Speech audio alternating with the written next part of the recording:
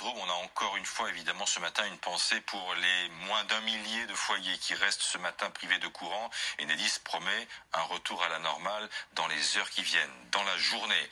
En attendant, Stéphane Etcheverry, vous êtes à la Motte de Galore.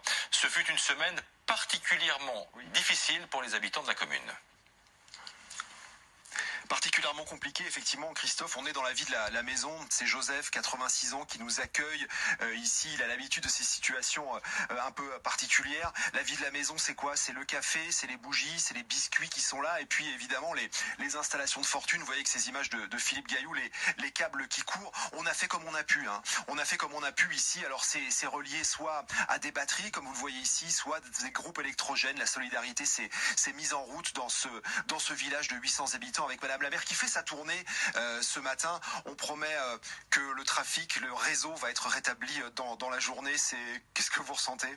On se languit. Enfin, c'est surtout les derniers administrés qui se languissent, qui commencent à être épuisés, fatigués de cette situation. Voilà. Qu'est-ce qui a été particulièrement difficile? On le rappelle, pendant 2 jours, pas d'eau, pas d'électricité, pas de réseau, pas d'internet. C'est toute la commune, toute sa structure qui a vacillé. Alors oui, c'est ça. Le plus compliqué dans les premiers jours, c'était surtout organiser les éventuels secours, voir qui avait besoin. Et sans réseau, déjà c'est très compliqué.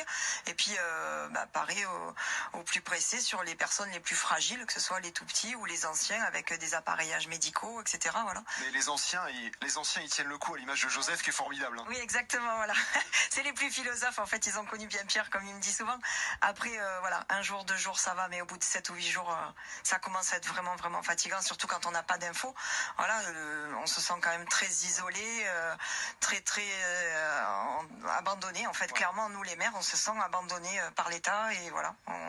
Les territoires ruraux sont reculés et un peu abandonnés. Ouais. Alors, c'est assez difficile et c'est vrai que le geste, toutes les 5 minutes, on est là sur le disjoncteur pour essayer de savoir si ça revient. Mais ça va revenir, oui, on vous le dit. C'est ça, en fait, les dernières maisons ont été raccordées hier soir à 22h30. Certains ont retrouvé l'électricité. Donc ce matin, voilà, on voit que ça vient, que ça repart.